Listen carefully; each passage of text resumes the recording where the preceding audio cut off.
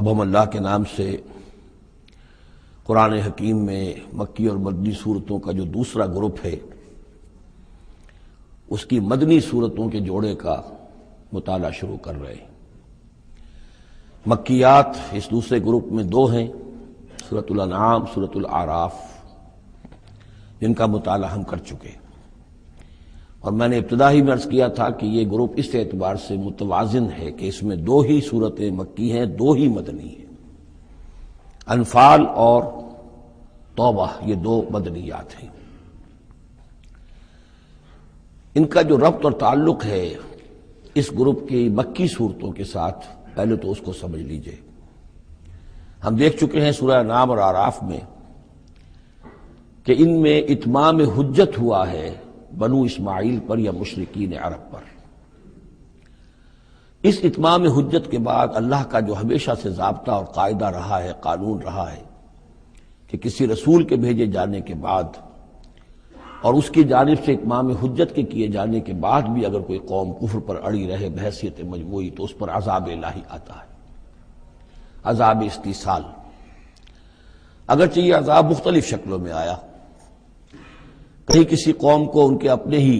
علاقوں میں سیلاب بھیج کر اور غرق کر دیا گیا، جیسے حضرت نوح علیہ السلام۔ کہیں کوئی بہت تیز آندھی بھیجی اور اس کے نتیجے میں جیسے کہ قوم عاد کے اوپر عذاب آیا،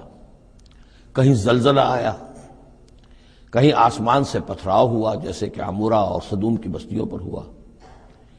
کہیں جیسا کہ آپ کو معلوم ہے کہ آل فرعون کو ان کے محلوں سے اور گھروں سے نکال کر لا کر اور سمندر میں غرق کر دیا۔ تو قریش پر جو عذاب آیا ہے اللہ تعالیٰ کا، وہ اپنی نوعیت میں منفرد ہے، چونکہ حضور خود قرشی تھے، بنی اسماعیل میں سے تھے، اور آپ نے اتمام حجت کر دیا ان پر 13 برس تک، 12 برس تک دعوت دے کر۔ تو اب گویا کہ وہ عذاب الہی کے مستحق ہو گئے تھے، لیکن یہ عذاب الہی جو ہے قریش پر جو آیا ہے وہ بالاقساط آیا ہے۔ اس کی قسط اول ہے کہ جو غزوہ بدر میں ان تک پہنچی، انہیں مکے سے نکالا گیا جیسے کہ آل فرعون کو ان کے محلات سے نکالا گیا اور لا کر سمندر میں غرق کیا گیا۔ وہ مکہ دارالحرم تھا، وہ تو جگہ تھی حرم،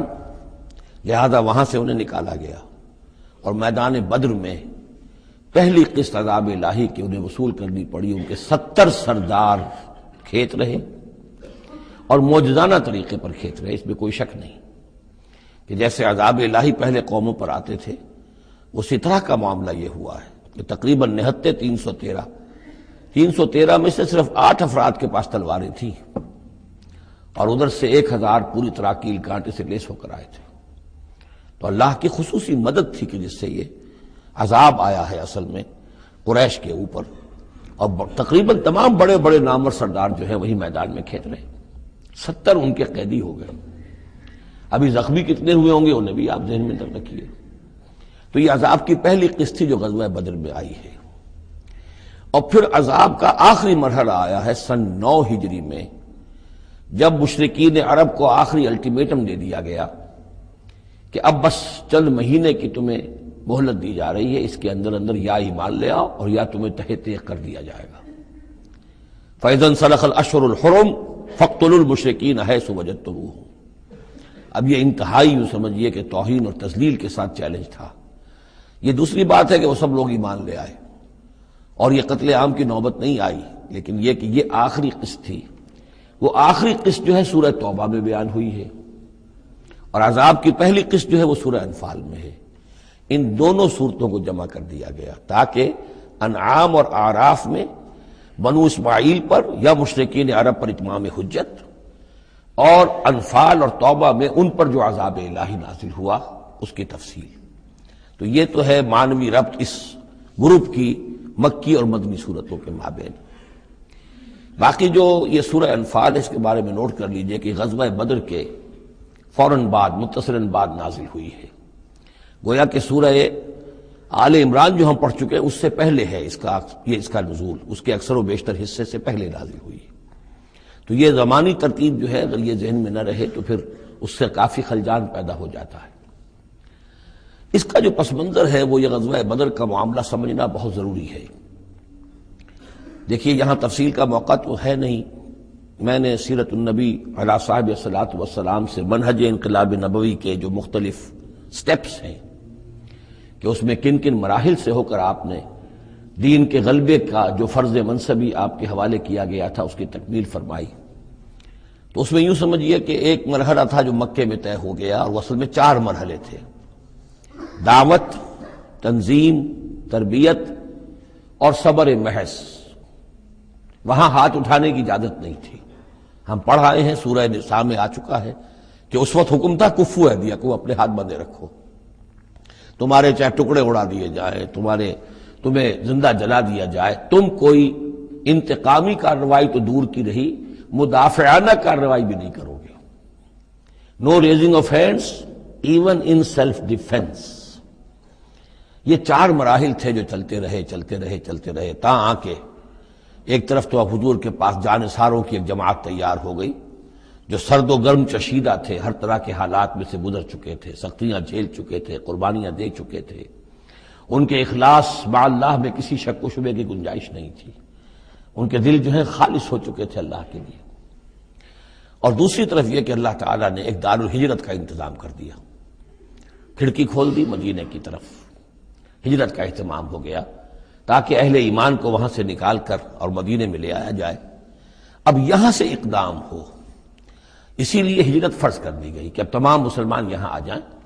ظاہر بات ہے کہ ہجرت جو ہے وہ فلائٹ نہیں تھی، وہ کوئی فرار نہیں تھا، بھاگ کر جان بچانا نہیں تھا۔ مغربی مورخین تو اسی نام سے اس کو یاد کرتے ہیں۔ وہ تو اصل میں یہ تھا کہ ایک جگہ اگر اس کام کے لیے موضوع نہیں ہے تو کوئی اور بیس، آلٹرنیٹ بیس اگر مل جائے تو وہاں سے اپنا آفینسو جو ہے، آخری فیصلہ کن اقدام جو ہے وہاں سے لانچ کیا جائے۔ لہذا مدینے میں آ کر حضور نے صلی اللہ علیہ وسلم صرف 6 مہینے لیے ہیں انٹرنل کنسالیڈیشن، کہ اب آپ آئے ہیں، نئے آئے ہیں، مہاجرین نئے آئے ہیں، تو ایک تو یہ کہ ان 6 مہینے میں آپ نے مسجد نبوی تعمیر کر لی، مرکز بن گیا، گورنمنٹ ہاؤس بھی ہو گیا یہ، اور پارلیمنٹ ہاؤس بھی ہو گیا، دارالندوہ بھی ہو گیا، دارالعلوم بھی ہو گیا، خانقاہ بھی ہو گئی، عبادت گاہ بھی ہو گئی، مرکز ہو گیا۔ ثانیاً آپ نے انصار اور مہاجرین کے اندر مواخات کرا دی، ایک انصاری ایک مہاجر بھائی بنا دی۔ تیسرے یہ کہ آپ نے بہت بڑا کام یہ کیا کہ جو یہود کے قبیلے وہاں آباد تھے ان کو آپ نے ان کے ساتھ ایک معاہدہ کر لیا، جوائنٹ ڈیفنس آف مدینہ، میثاق مدینہ، مدینے کی ایک مدافعت جو ہوگی وہ مشترک ہوگی، کوئی بھی حملہ آور آئے گا باہر سے تو مل کر مسلمان اور یہودی اس معاملے میں ایک ملت ہوں گے اور دفاع کریں گے مدینے کا۔ بس 6 مہینے آپ نے اس کام میں لیے، 7ویں مہینے سے پھر آپ نے کچھ چھوٹے چھوٹے دستے بھیجنے شروع کر دیے، چھاپا مار دستے سمجھ لیجئے، کہ جس سے وہ جو کیروان روٹس تھے، قریش کی لائف لائن یہی تھی، ان کا تجارتی سلسلہ تھا، شام کی طرف قافلے جو جاتے تھے وہ بدر سے ہو کر گزرتے تھے، بدر کے قریب سے، اور بدر جو ہے مدینے سے قریب تر تھا، مکے سے فاصلہ زیادہ ہے، اور جو قافلے جاتے تھے یمن کو وہ طائف سے ہو کر گزرتے تھے۔ تو آپ نے ان راستوں کے اوپر چھاپا مار دستے بھیجنے شروع کر دیے۔ جدید اصطلاح میں اس کو یہ کہا جائے گا کہ اکنامک بلاکیڈ آف مکہ۔ 8 ایسی مہمیں غزوہ بدر سے پہلے ثابت ہیں 1.5 سال کے اندر۔ 6 مہینے آپ نے وہ لیے، 1.5 سال اور 2 سال کے بعد غزوہ بدر ہو گیا ہے، تو یہ 1.5 سال میں 8 مہمیں، جن میں سے 4 میں کہ حضور خود بھی بنفس نفیس شریک رہے ہیں، اس لیے وہ غزوات کہلاتے ہیں، اور 4 وہ ہیں کہ جن میں آپ نے صرف کچھ لوگوں کو بھیج دیا ہے کسی امیر کے تحت، وہ سرایا کہلاتے ہیں۔ تو یہ جو صورتحال ہوئی، اور اس میں یہ بھی ہوا کہ حضور جہاں جاتے تھے خود تو وہاں کے قبائل سے آپ معاہدے کر لیتے تھے۔ اب یا تو وہ لوگ قبائل جو تھے مقامی، پہلے تو وہ قریش کے حلیف تھے، اب یا تو وہ حضور کے حلیف ہو گئے، مسلمانوں کے حلیف ہو گئے، تو قریش کی طاقت کم ہوئی، مسلمانوں کی بڑھ گئی، یا یہ ہے کہ وہ نیوٹرل ہو گئے کہ ہم نہ قریش کی مدد کریں گے آپ کے خلاف، نہ آپ کی مدد کریں گے قریش کے خلاف، نیوٹرل ہو گئے۔ اس سے بھی یہ ہے کہ قریش کا جو حلقہ اثر تھا، سیاسی زون آف پولیٹیکل انفلوئنس، وہ کم ہو رہا ہے۔ یہ 2 چیزیں ایسی ہوئی ہیں، political isolation of Quraysh and economic blockade of Mecca, جس کے نتیجے میں مکے والے جو ہیں پھر یوں سمجھیے کہ تنگ آمد بجنگ آمد، ورنہ مکے والوں کی طرف سے کوئی آغاز ثابت نہیں ہے تاریخ میں کہ حضور کے اور مسلمانوں کے مکے سے جانے کے بعد ان کی طرف سے کوئی ابتدا ہوئی ہو، کوئی انیشیٹو لیا گیا۔ 2 واقعات خاص طور پر ایسے ہو گئے کہ ایک چھوٹا سا آپ نے ایک دستہ بھیجا تھا نخلا، اور یہ